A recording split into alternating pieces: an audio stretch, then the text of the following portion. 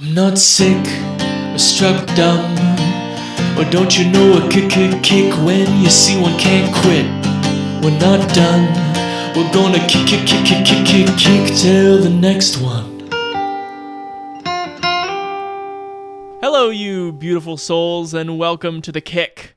This is a theme, scheme, and movie podcast on the Now Playing Network. I am Chance, and today, our motorcycle rebel kick takes a hellbound turn. We're going to talk Ghost Rider. We might talk even a little Ghost Rider: Spirit of Vengeance. And joining me, live in my office, he is a Pavia-winning talent agent for Verve. He is my friend and old creative partner, Noah Ballard. Welcome. Sir, how are you? I'm great. It's been fun spending a couple days with you. And God, it has been such a pleasure. Getting the band back together. It has been so good just to put on like bad 70s and 80s pop music with you in a car for a million hours and just dissect the hell out of it. Yeah, we discovered this sort of little known underground artist named Glenn Frey over the weekend. He's not underground. He's just the guitar player, one of the guitar players for the Eagles. Well, yeah, one of them. Who clearly was being held back by the Eagles when they were together, because then he made this like pretty catchy, like horny pop music. You talking about the record No Fun Allowed with spelled A-U-D? O-U-D. Yeah, A-O-U-D out loud. You missed a couple letters there in the middle. Right. I'm more talking about the All-Nighter. Oh yeah, his second That's solo the more album. horny. The first one's like kind of safe 80s by way of the 50s kind of pop music, but the second one, there's a track on there just called Sexy Girl, Chance. Yeah, right. We can't stop singing it. Do you think that No Fun Allowed and the All-Nighter, the two Glenn Frey solo albums, have something in common with the disparity between Ghost Rider and Ghost Rider: Spirit of Vengeance, respectively? I really do think that, yeah, they like have distinctly different voices as if created by different people. I would say, though, I mean, if you really are asking me genuinely, the first Ghost Rider is way hornier Yes, than this the is true. second Ghost Rider, Spirit of Vengeance. Spirit of Vengeance is too interested in automatic weapons and fast editing to be horny. There's no cleavage really to speak of, and they don't really like sex up the mom either. They don't sex up the monks. That was my big problem. They should have been sexy monks. They're just out there in Turkey, in the town they say is furthest from heaven. Those face tattoos sexier if they wanted to. I blame production design on that one. Well, I was excited to have you on to talk about these movies because on our old show Be Real, we celebrated the wonder of Nic Cage many times. I haven't actually even told you that one of the directors of Spirit of Vengeance, I believe it is Brian Taylor, went on to do Mom and Dad, that Nic Cage movie that we covered on the show many years ago. Oh, where the virus like makes all the parents want to kill themselves and Nic Cage sings the Hokey Pokey. Really like kind of a fun movie. I love that movie. Yeah. So we have that connection. I should at least do the diligence of being like, why did I want to do these as motorcycle rebel movies? I sort of hoped they would be more motorcycle rebellious. And they have these like signifiers. For instance, Nic Cage got Peter Fonda of Wild Angels and Easy Rider to play the devil with whom Ghost Rider makes his pact. The idea that Johnny Blaze is like an evil Knievel stunt jumper. That is who the Easy Rider characters were in the 4-hour Dennis Hopper cut. You don't end up knowing anything about them in the real movie, but it feels like there's all these homages. Evil Knievel and the leather, and even Grace the bike. The chopper that Ghost Rider rides is modeled, I read on the internet, after Captain America's bike in Easy Rider. Like, there's all these things where it's like, we're going to play with this archetype in a really fun way. What a subtle, nuanced thing about this movie. Johnny Blaze, no one has ever attempted such a distance before. 300 feet from field goal to field goal. What's going through your mind right now? You look really good.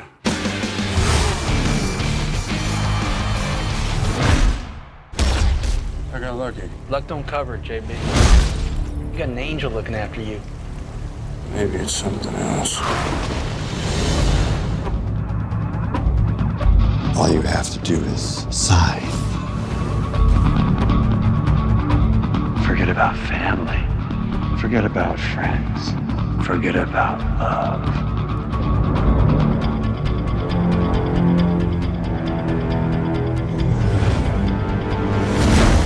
You will be the writer for as long as you live. I'm not doing it. You have no choice. Story goes that he'll be normal during the day, but at night, in the presence of evil, the writer takes over. You deserve a second chance. Blackheart's coming to create hell on Earth, and you have the power he needs. Stay away from anybody he can use against him. Roxanne, Don't you care about me at all? you have to leave now. I'm not going anywhere. Any man who sells his soul for love has the power to change the world. I can smell your fear. I'm gonna take this curse and use it against you. We have this rat shopper. Goes off flames and stuff. This movie's sort of fascinating because I don't necessarily understand the Marvel character. And I don't know that the movie does either. Like, it's fusing together what you're talking about, this like quintessential, sort of like motorcycle hog riding, like sort of lawless, Leather-clad outlaw figure. But it's and then it's fusing that with like these Christian mysticism around how the devil hires bounty hunters, or the devil via his own agents hires bounty hunters who that's the thing that they're using to pay back these like one-sided deals that they did with the devil at a previous time. Like, I don't, it takes a lot to just explain that, and I think the movie very quickly gives up on the idea of these are more like circus people. Like, if you want to jump into the first one, like we pick up with this 20-minute flashback of Jimmy from Mad Men playing the ghostwriter Nic Cage character. Matt Long and plays Joey on Mad Men. He's the an artist. Not Jimmy, an artist. All right, it's an artist who gets I'm due fired. for a rewatch. No, it's fine. It's fine. But yeah, for a shockingly long time, there's no Cage. And him and his father are, they're motorcycle stuntmen, but they're not really rebels, I would say. No, they're circus folk. They like go around with this carnival and they set up their spectacle under the big top, and they do these ridiculous jumps through hoops that are on fire, and they dream of like doing one over a moving helicopter, and then it becomes pretty obvious that the father's dying from lung cancer, and a movie that's really, in its first 10 or 12 minutes, has had no indication that there's like magical realism or anything involved. Suddenly, like, the devil shows up, and young Johnny is like, oh, these are one of those moments like that the devil asks you if you want to, sign a contract to get the thing that you want. And the movie doesn't interrogate that at all. And he signs pretty quickly this thing that says, oh, my his cancer will be healed in the morning, but my soul will be that of the devil's. Right.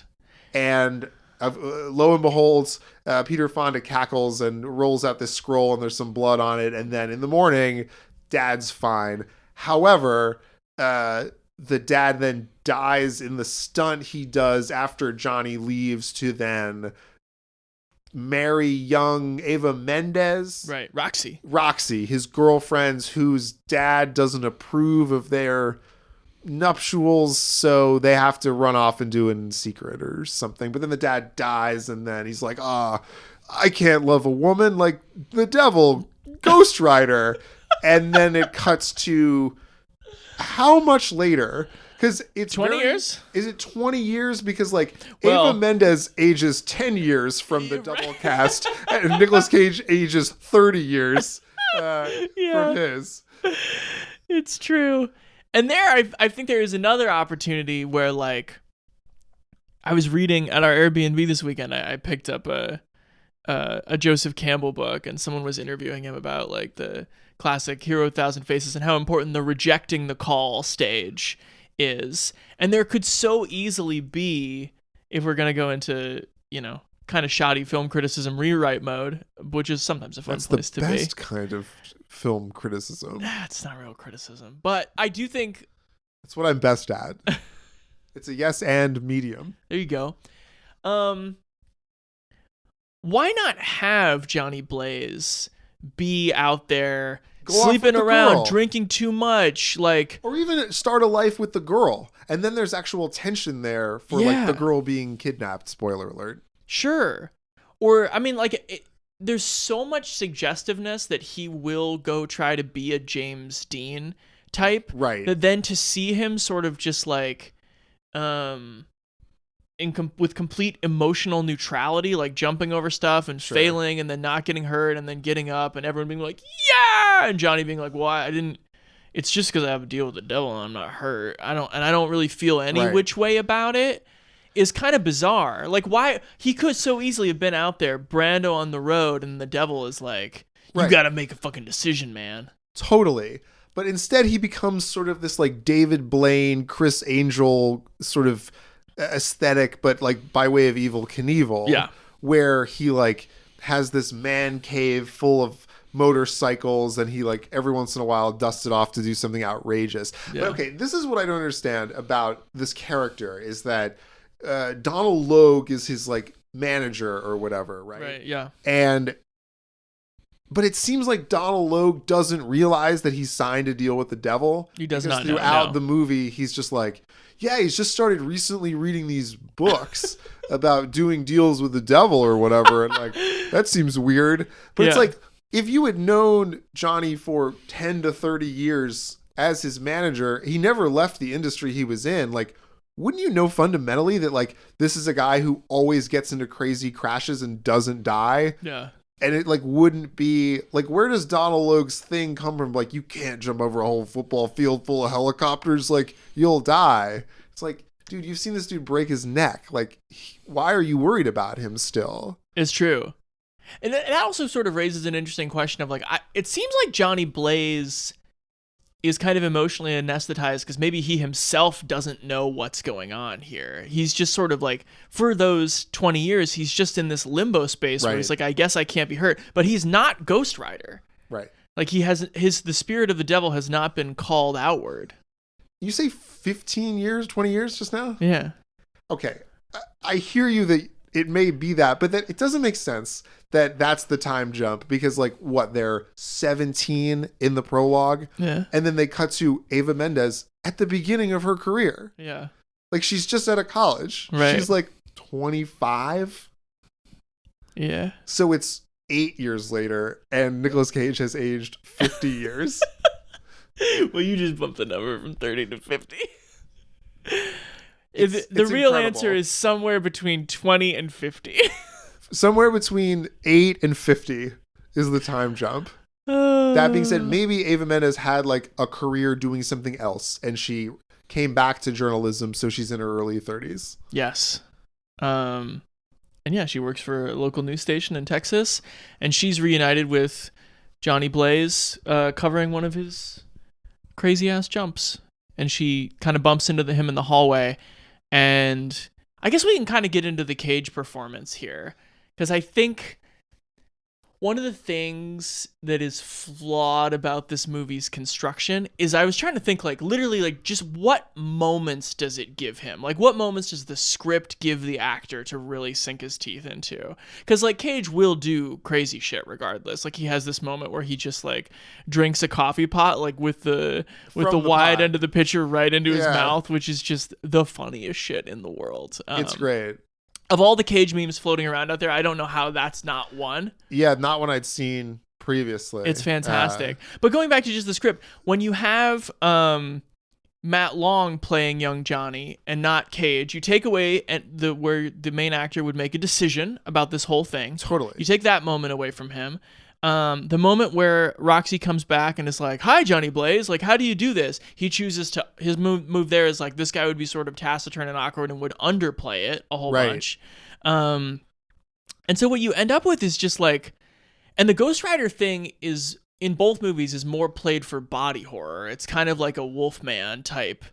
Well, yeah, like his main conflict is like, you can't be around me when I'm a monster. Like, I'll hurt you. Right, which is like Lon Chaney Jr. Yeah. But parenthetically, like, the Ghost Rider never seems to hurt any innocent people. Not at all. Like, that's his whole ethos, is that he, like, sees the shitty things that you've done. And we've been talking for however long, and we haven't yet gotten to the fact that, like, he turns into a skeleton that's on fire. Oh, yeah, he does. That's the Ghost Rider. So then, yada yada, Peter Fonda shows up again. Yeah, and because the devil's son, the devil's son, Wes Bentley, is loosed upon the earth. Wes Bentley, who this is the problem with this movie. You're talking about this like meet cute of people that haven't seen each other in 8 to 50 years. Yeah, and there's this awkward thing that's very like rom-com-y tone about this movie. It's like a will they, won't they between Eva Mendes and Nicolas Cage. But then it like cuts to this sort of Buffy the Vampire Slayer aesthetic. Yeah. This very like Joss Whedon kind of, or even like those Joel Schumacher Batman movies kind of aesthetic. Very campy, highly made up people as the devil and his son, Wes Bentley, Blackheart. That's right. Good memory. Yeah. And then Blackheart gets all these elemental angels, earth, water, air. Drippy, as you call them. There's a guy that is constantly wet, and like the special effects in the background are, every time he's on screen, it's dripping water. Yeah.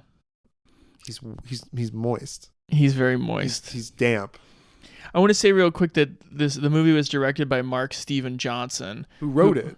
Who also wrote it, but I think that some of the things that it's going for tone-wise that are kind of all over the place speak a little bit to Mark Steven Johnson's involvement. He wrote the Grumpy and Grumpier Old Men movies. He wrote Jack Frost. He wrote the rom-com When in Rome.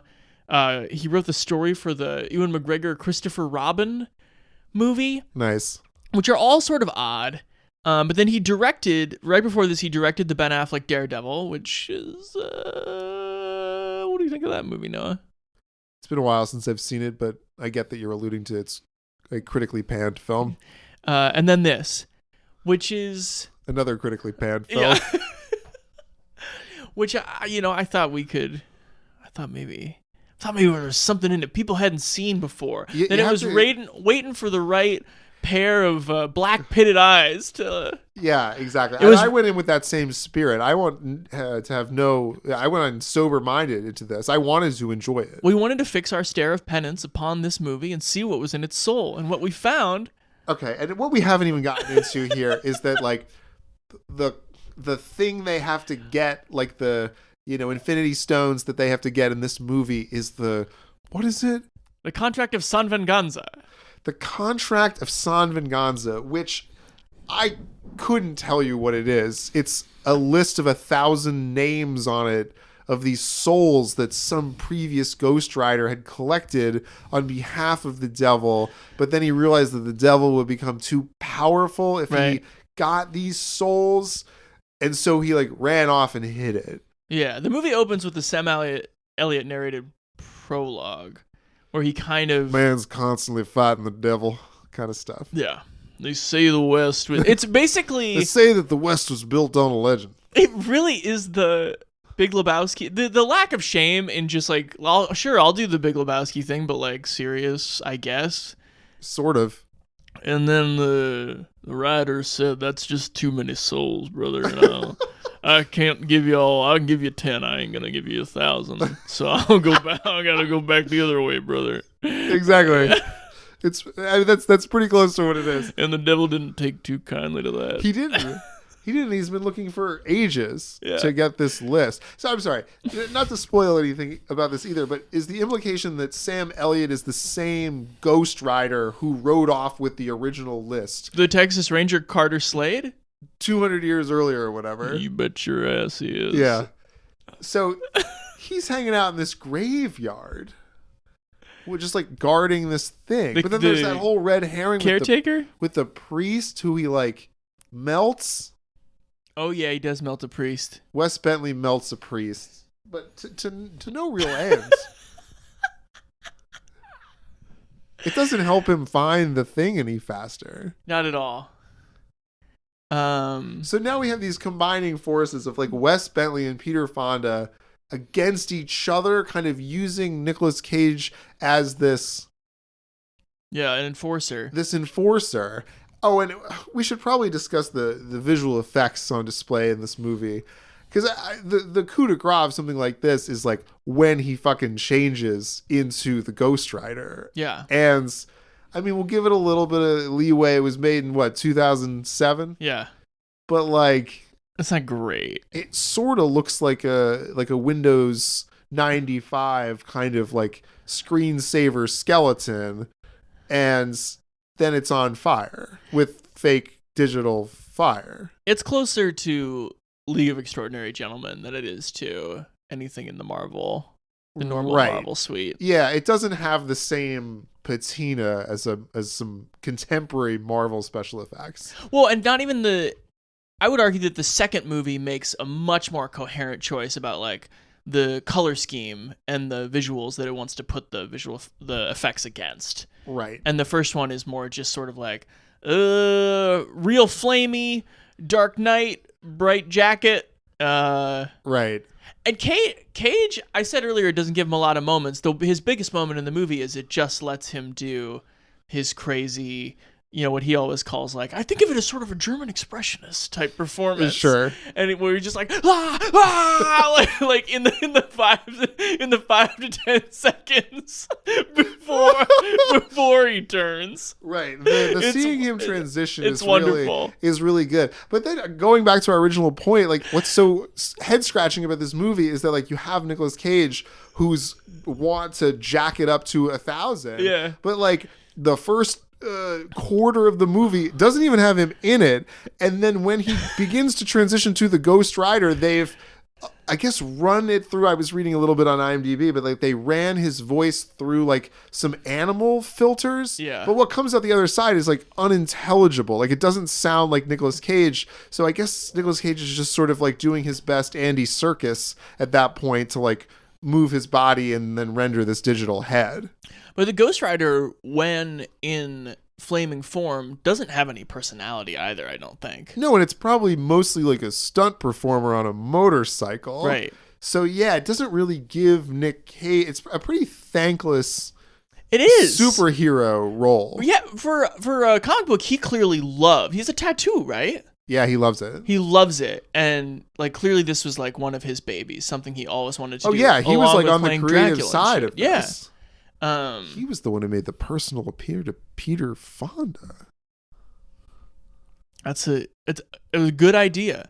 It's a great idea. And Fonda has one good moment where Johnny is like, "So what do you want in return?" And Peter Fonda, who I think is like kind of a wooden actor, sure, has a little like like laugh, which is pretty good. But then he just has to say like, "I'm sorry I laughed. Actually, what I want is your soul." Right. And it's not, the script is doing him Actually, no let me favors. just drop some exposition for you. So much. I mean, honestly, Johnny Blaze makes 3 separate trips back to the cemetery so Elliot can do like 3 different info dumps. Right. Brother, if you get caught in the daylight, you're definitely not going to be the Ghost Rider anymore. But they kind of throw that out when they want to, though. The whole thing. Yeah, there's so many fucking rules for Ghost Rider. Like, He's only the Ghost Rider at night. Yeah. He can only become the Ghost Rider when he's around people who are evil. Yes. And then, like, he can only his suck the superpower souls. is being, I guess, not able to die. He's invincible. And then also, but his power is that he can look into you and make you feel the pain that you've caused other people. Right. And then it makes you die. Yeah. It burns your soul. It burns your soul right clean through the back of your head and you're dead. Right. But if you're a demon entity without a soul, you don't really have a weapon. You're just sort of indestructible. Yes. Like Black Heart? Blackheart for a while has no soul. Has no soul. But I'm going to tell you this, Chance. If I All were God's a creatures have demon souls? entity of unclear age, you would have imagine like the younger looking demons are probably like 300 years old or whatever, right? Sure, if yeah. I'm going by what we do in the shadows logic. Yeah. Wouldn't you put 2 and 2 together that like, okay, my superpower is that I don't have a soul. Yeah. So people can't hurt me. You know what I should get my hands on? As many. 1,000 fucking souls. Like, why would you want, like, it'd be like Superman being like, you know what would make me more powerful? All the kryptonite. Yeah, if I just ate it. If I just ate all this kryptonite. It's illogical. It is. And it plays right into Ghost Rider's chain. Yeah, it does. That's a good weapon, is like the hot chain. The hot chain is great. And it's used to better effect in the second one. It is. When he just mows down all those monks with that hot chain. That was so satisfying. Damn, brother, put that hot chain away. Yeah, that's pretty cool. This one, he has the hot gun. He has like a sawed-off shotgun? Well, he like Eva Mendes in the climactic battle. Yeah. Eva Mendes throws him a gun that's out of ammo, and he then is able to put it in the dark, in a shadow, and turn it into a Ghost Rider gun. So it shoots. It's kind of like the it's a John hot Wick gun. dragon breath gun. It's kind of like that, and that is the thing that is able to be his weapon. That's right. Do you think it's movies like this that made Eva Mendes retire from acting? God, she's really just the sexy girl of this movie, Chance. They really don't. It's not subtle. Like the whole weird will they won't they romance. She like shows up to this date wearing this very low cut top, and then begins to just kind of embarrass herself. Yeah. Like both as an actor and as a character, of like being stood up and her not handling it well. But you can kind of feel Eva Mendes being like, why do I have to do a scene like this? I was kind of reminded of watching this because it really stands out, given like the last decade of superhero movies where, you just have, well, first of all, you have a character who's sort of like disrespected and has like nothing to do in the movie. She and doesn't there's like pass this the Bechdel test, Chance. Well, seeing that there are no other women in the movie. No. And she's just in love with Nicolas Cage for whatever reason. Yeah, but it's kind of like that Megan Fox thing in Transformers where like there's this blip from like 05 to 10 where it's like, nah, totally fine. Like just we need her special effects be the and hot sexy girl. girls. Yeah. Which you could say has not aged super well and really sticks out bizarrely. So Eva Mendes after this is in We Own the Night. She goes on and does. Well, this is post Hitch, right? Yes. She's in Bad Lieutenant Port of Call New Orleans with Nick again. So she must have enjoyed the Nick. She had an incredible time. Experience. And Port of Call New Orleans is one of the more unhinged things I've ever seen. Oh, he's insane in that. Right. She must have been like, that part where he drank the coffee. I want to see that over and over and over. Or maybe she was like, you know what?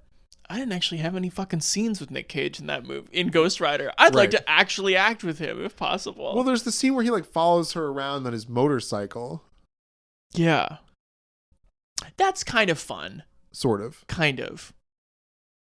Yeah, both movies sort of remember at some point that they should have motorcycle play. It's funny in the second one, Nic Cage literally like looks into the camera and says, "Do you want to have some fun?" Mm-hmm. And it's almost like he's telling the audience, "Thank you for sitting through the 45 minutes of exposition that this movie took. Let's go." You want to see some motorcycle and stuff? then when they get into the actual motorcycle stunt stuff, it's pretty cool. It's pretty right. cool in I would say more so in the second one. It's better in the second one, yeah. Like this one's pretty goofy. Like the fire's so over the top. Though I do like the little like string of fire that you can kind of tell where he's been. Sure. But then he like goes up into that bridge and then jumps onto that building. And I don't think like the funny Marvel moments don't quite work. Like when he goes up and the guy's cleaning his window and there's like suddenly like a hot hole where his window used to be. Hot hole, yeah. It's like not funny. No, and it's a little bit like having just done all those sports romance movies where like when you feel like the actor is really disconnected from the sport, like they're not doing any of this, then it's sort of hard to justify in this case, the motorcycle riding being particularly cool, because it just doesn't have any connection to what the actor's doing. And then there's like the police get involved for whatever reason. They like blame Blackheart's murder of the priest. I guess that's how the priest factors in. You know, I'll say that if we're gonna say like this movie has anything to do with motorcycle rebellion, the cops are kind of his main enemies for most of it. He doesn't like the cops and they don't like him. Yeah, but he should already be like a criminal or something. Sure, right. He should already dislike them. This should be the Memphis Reigns spin-off thing when he like does the deal with the devil to get to play the ultimate shadow game. We heard you, Kip. Shadow games. It also needs to be said that the movie pretty shamelessly rips off the first Raimi Spider-Man a few times. There's literally a moment where he goes, "Last night I was," yeah. And then someone was like, well, if you kidnap Roxy, Blackheart, that'll lead the Ghost Rider right to you. And he turns around and looks at the camera and just goes, I'm counting on it, which I believe is a Green Goblin line, is it not? Something like that, yeah. Yeah.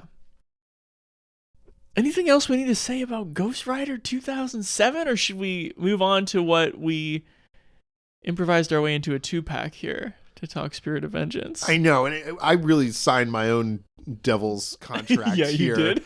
But because before watching Ghost Rider, the original, I kind of agreed with Chance in the car ride to Whidbey Island that like, oh yeah, we can definitely watch the second one too.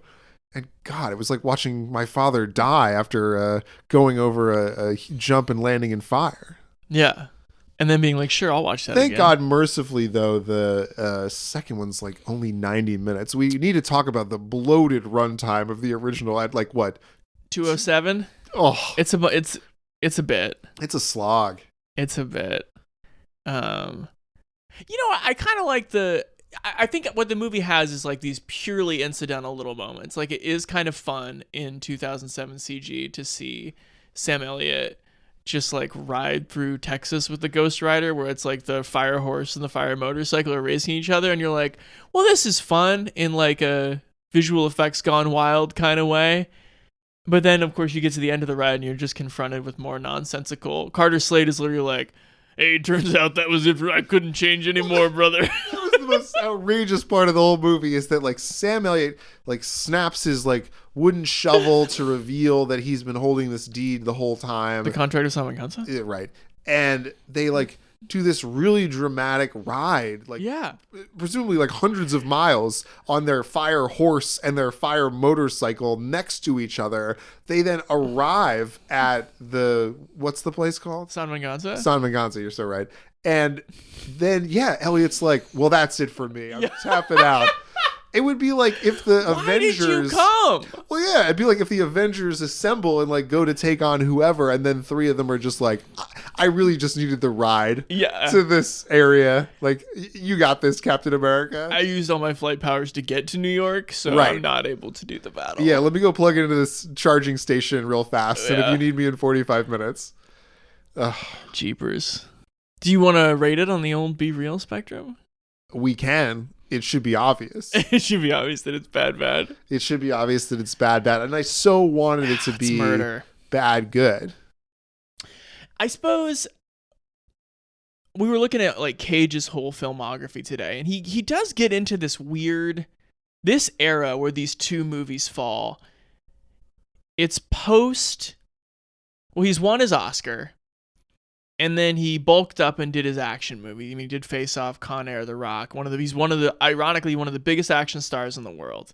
He gets into the early aughts. He starts to do these sort of interesting, I don't know what you would call them, like middlebrow pop dramas. Family Man, Matchstick Men, Weatherman, Lord of War. And then here, Lord of War is more of his like auteur era, I would say. That smacks more of like adaptation.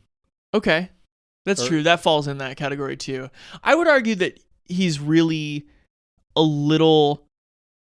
he's pretty successful, but a little lost in this era of just like, no, okay, now I am a PG-13 kind of genre star, like coming off a National Treasure. I'm going to do this. I'm going to do Sorcerer's Apprentice, Kick-Ass, It National does Treasure smack 2. a little bit of like, I kind of like the trailer better in the $120 million movie. Yes, it for sure does. Where he's just like, well, I'll just ride this out for as long as I can. But I would say even he doesn't seem particularly inspired by it. No, for something he was allegedly very creatively involved with and really pushing this over the line, it's not, at least his acting performance is not that like exceptional. I don't know how he could have looked at the script. Maybe he was like too enamored of the source material to like look with non-fiery eyes at the script and say like, there's actually not that much for me to do here. Right. He's basically sitting there being like, well, I hope the effects are cool because Right, he only has like 5 or 6 scenes and the rest of it is him as a skull person. Yeah. Or him as 8 to 50 years younger. So that's well, and then the one thing I'll say is that this movie makes a lot of money. Yeah. Ghost Rider makes $228 worldwide On a 120 budget? Yeah, 110 reported. Okay. So they're like, we got to do it again.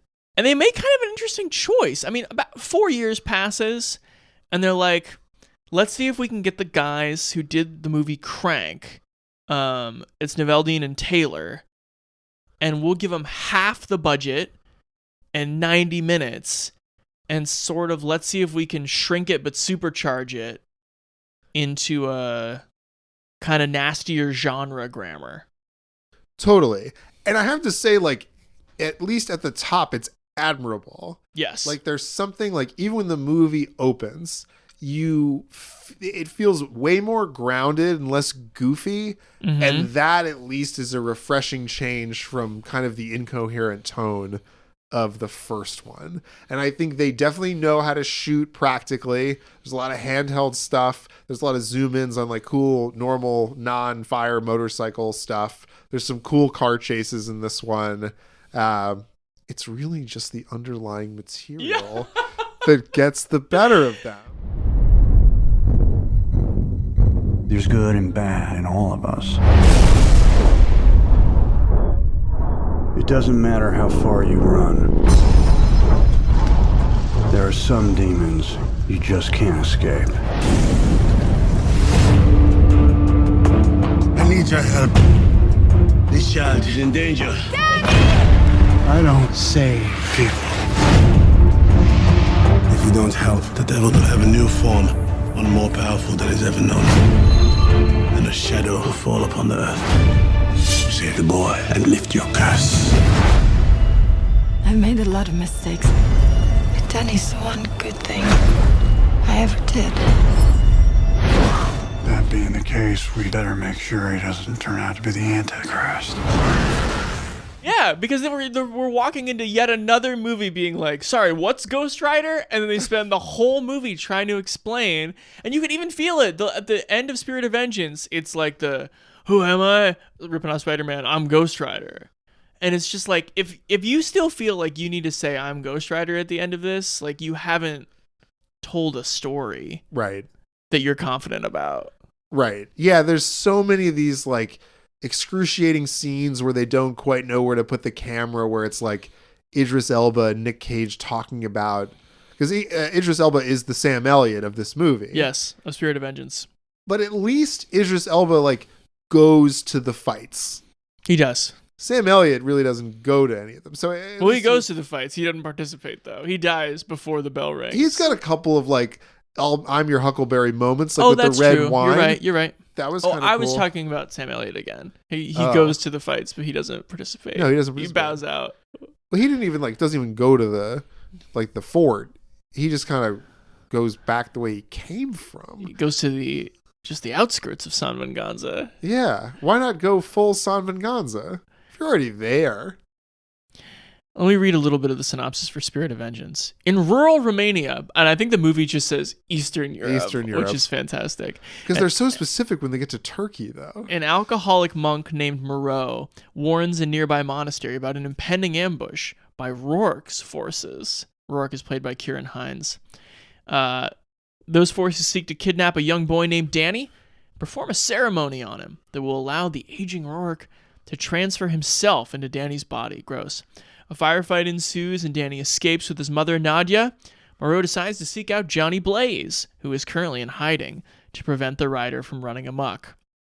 Moreau offers to restore Johnny's soul. And by the way, again, them having not figured this out, and if I need to credit Wikipedia, that was just me reading the first paragraph of the Wikipedia thing. I don't think Wikipedia is copyrightable. Ghost Rider 1 ends with Peter Fonda being like, "You did it, Johnny! Right, the You're my curse can be boy. lifted if you And we want give it." you your He's soul like, back. And he's like, "I'll never take it back. I think you're the devil. You're going to do more bad stuff. I got to keep my soul. Or no, you keep my soul. You I keep don't my want it, you soul. fucker." I don't want it. You keep it.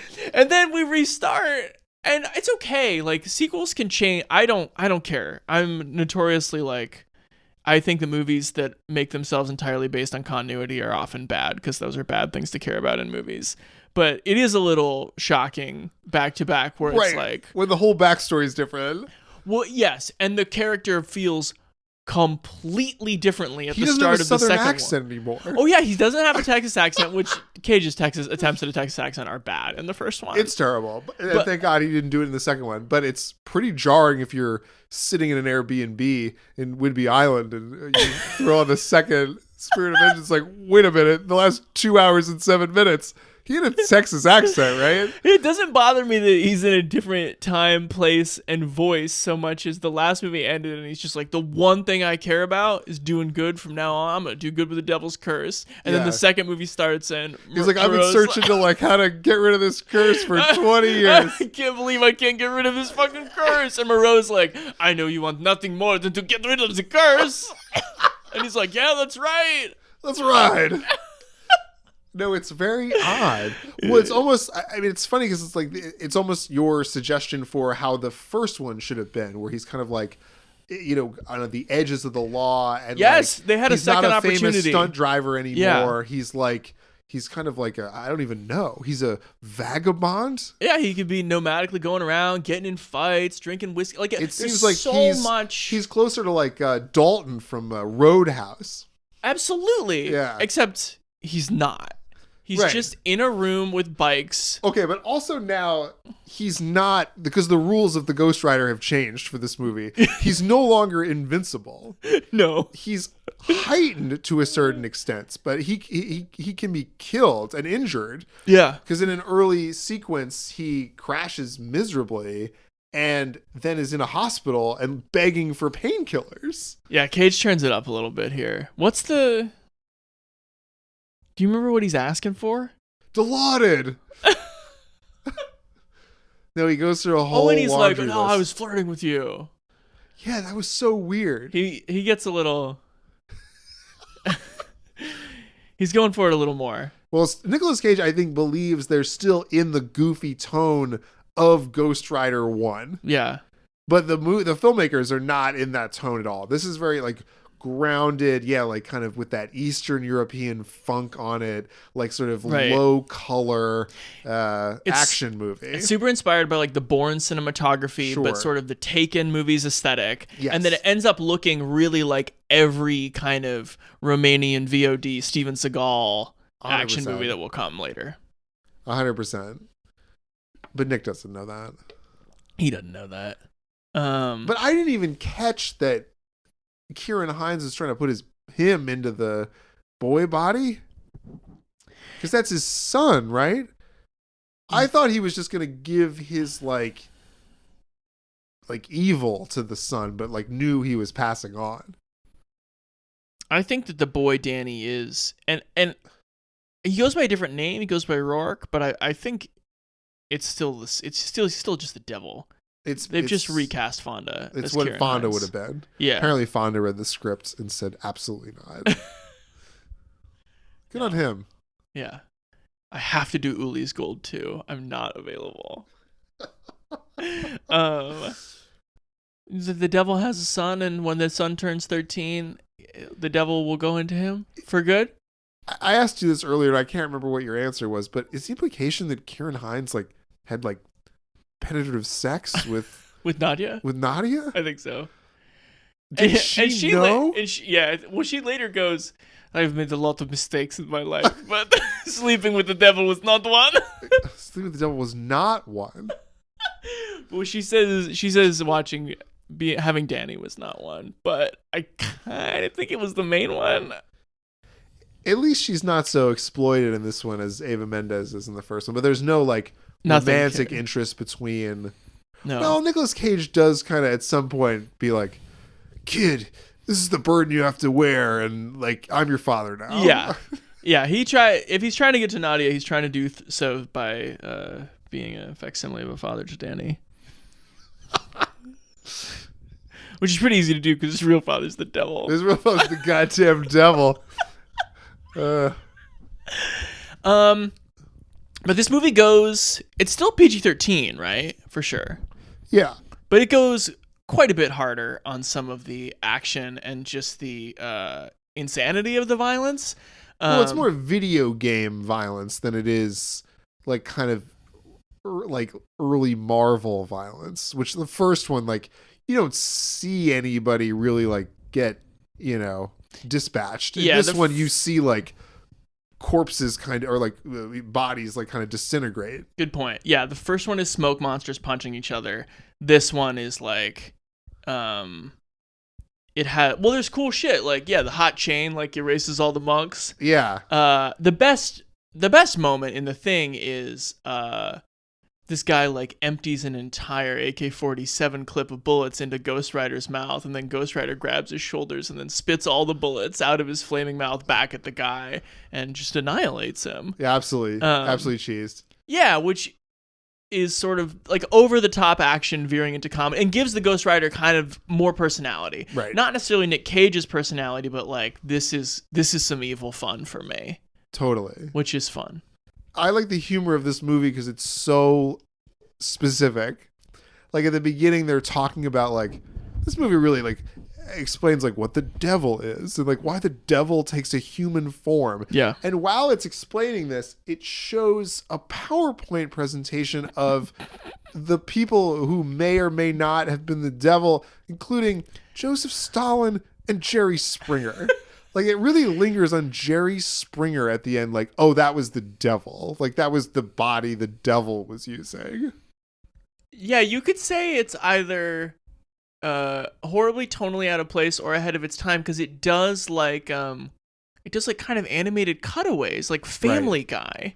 Kind of. But a little bit of what they kind of do in Spider-Verse, right? Yeah. And then there's also like him pissing, like the one of the jokes is that like when he's Ghost Rider and he needs to pee, like his pee's a flamethrower, right? And there's like a kind of dramatic scene with Kieran Hines and the little boy where the little boy's like, how'd your face get so fucked up? And he's like, oh, it was a flamethrower. And then it cuts to Family Guy style this shot of the back of Ghost Rider like peeing left like and the right. Calvin bumper sticker peeing flames. Right. Yeah. So goofy. And then the other humor part that I actually did think was funny was that one of the devil's minions, what's that guy's name? Oh, the Johnny Whitworth character? Yeah. Blackout. Okay. I'm pretty sure, and that's okay because I'm pretty fucking sure they never say the name Blackout in the movie. Yeah, he's called Ray Kerrigan. He starts out as just a mercenary who's like, I'll grab that kid for you, guy. Right. But then by the devil, he's like given another Ghost Rider adjacent power where everything he touches disintegrates. Yep. Or everything like alive like decomposes or something. Ashy King Midas. Yeah. Yeah, anything with organic matter maybe? Yeah, he has like a power over organic matter. The joke you're about to do. So, but one of the visual gags is that he's like, he steals his truck and he's like rooting through the lunchbox of the guy that he stole the truck from, and he like touches a sandwich and the bread evaporates, and he touches an apple and it like gets all moldy and then disappears, and then he touches a Twinkie and nothing happens and he eats it. Right. Funny. Very good. There, as I said, there's a much clearer vision for the effects in Spirit of Vengeance. Like, and the characters are actually better designed for it too. Like the char kind of extends all across his jacket and his pants and down to his boots. Yeah. It's like the difference between like the Schumacher Batmobile and like a Christopher Nolan Batmobile. Like still illogical, but Like this one looks cooler. Yes, there is a level of like, I won't say it's realistic, but there's an attempted realism to it, right? That makes it seem like it exists in three dimensions. And it's more stylish too. Yeah, and I would say the technology has clearly gotten better for the skull. Yes, and then the what the skull can do. Yeah, it looks like, and I'm talking out of my ass here a little bit, but it sort of looks like the kind of thing where they maybe had a practical model just for the skull that they like animated over top of or something like that. Sure. As maybe. opposed to doing it whole cloth. It really, the effects don't look great, but you know what it looks like? It looks like a really interesting version of like someone's effects reel. I guess here's the question. Is it better? It's kind of just bad in a different way. I would say it's maybe slightly better. If I was gonna sit you down, what if I gave you a month to get the ash out of your mouth from these, and was like, now you have to watch one of them again. Which one would you watch? I watched the second one. Yeah. Yeah, I think it's more interesting visually. I think it's cool to have a more grounded version of this story. And I think the problem with it is not the filmmaking. It's that it's so unnecessarily complicated, like why he's even there. Yeah. That they spend so much time doing that. And I mean, I even thought that the set pieces were pretty cool, but it also has that like Marvel problem of like, where in the world are you? Yeah. Like, why are you in this enclosed auditorium in Turkey? Yeah. Like, how'd you get there? But I thought that like the tunnels and like that kind of maze thing that that creepy church had was pretty cool. It was. There is like an interminable scene where Moreau, Idris Elba, sits him down and he's like drinking 2,000-year-old wine. He's like, I have to tell you, like, it's not a demon. It's like an angel that goes crazy inside you. And like later, Nadia is like, peeling Johnny Blaze out of a crashed car, and she's like, are you okay? And Nic Cage is like crying, and he's like, you know what I found out is I'm an angel. It's wild. Yeah, you were right before we turned the mics on, you were mad about just like, this shouldn't be this hard. When you're explaining Ghost Rider, you're like, sounds creative, sounds badass, sounds like it's playing with motorcycle rebel iconography. Like, sure, you shouldn't. There's no reason they should struggle so hard across two movies just to say what he is. Or like what his powers are, or like in what circumstances this guy would be an effective superhero. Yeah, give me 3 rules, a couple dramatic choices. Yeah. I mean, I think it like doesn't matter as much like what his powers are. Like, yeah, I mean, go like play with that, sort of indie cinema Easy Rider kind of thing, and make him like an outlaw criminal who maybe has like a little bit of good in him. Yes. And like, because that's ultimately the theme of the thing, is that like, oh, he's only bad when people around him need him, and they're bad too, and he won't hurt any good people. It could be so much more anti-hero fun. Totally. And instead it's like the earliest, dumbest version of like the Venom movies, where a guy... Well, except this is worse, because Johnny Blaze has like no pre-existing personality, and he's just like, oh no, Ghost Rider, and then and he's not really using the Ghost Rider power to further his life. No, in no way. Like, it's not like it's like he doesn't Peter even know. Parker being a better photographer using his Spider-Man abilities. Right. Like there's and various other, I don't know. Like, he's not using it effectively. He's just trying to hide it. Which is not that interesting. But yeah, the second one's much better. And it's got like the cool car chase too. Yeah. It's very like, it's almost Raiders of the Lost Ark level. Like, him kind of taking down a long line of cars and trucks to get to a person who's in the front. Yeah. It's all right. I think it was probably still bad. Oh, they're both bad, Chance. Jesus. These movies are despicable. What else do we have to say about it? I have a quote here in my Apple Notes from Donald Logue, who's yelling at Eva Mendes. He says, "We were riding the gravy train on biscuit wheels before you showed up." Meaning his job was pretty easy in the pit crew of a man who couldn't break a bone. Yeah. And then quickly, Donald Logue, spoiler alert, is killed. Max seemed like pretty important to the movie, and then, Well, I don't know. Like, he seemed pretty important in the first couple scenes with Nic Cage, but then he's basically gone, and then I forgot he was in it. I have another quote from Noah that says, "Drippy loves a bog." Well, Drippy, one of the water demon that is summoned by Blackheart, yeah, he is always dripping. That's why we call him Drippy. But it's obvious that like he'd be most effective in like a murky kind of watery area. So he lures him into this bog. Yeah. Where Drippy appears to have, at least temporarily, the upper hands. Drippy loves a bog.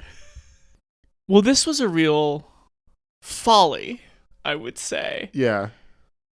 I think in the sense that I like to use the kick to explore movies that I have not seen or fully thought about before. This is great. We crossed 2 movies in that entire ocean of movies off the list. 2 Cage movies. And it was so fun talking to you about them. I would much rather do this than like listen to someone try to tell me why it was good. But also, I'm sorry. Maybe when you tweak your superpowers of the kick for future installments, you can focus on movies that maybe look good from a distance. Like there's some chance that they might be enjoyable for the two of us to watch. I think there was a chance. It's got one of our favorite actors in it. It's got an actor in it that has amused us in the past. Yeah. Sure. Fine. I mean, I would do it all again, just to have the experience with you, Chance. Thanks, buddy. Any final Glenn Fry thoughts? Any music recs? Any wedding shout-outs you want to give? Paige and Sean, congratulations. We really enjoyed our time on Whidbey Island. Wish you great happiness, both of you. Yes. Thanks for hanging out, man. It's always what always a great such weekend. a treat. It's so nice to see you. Thanks for having me.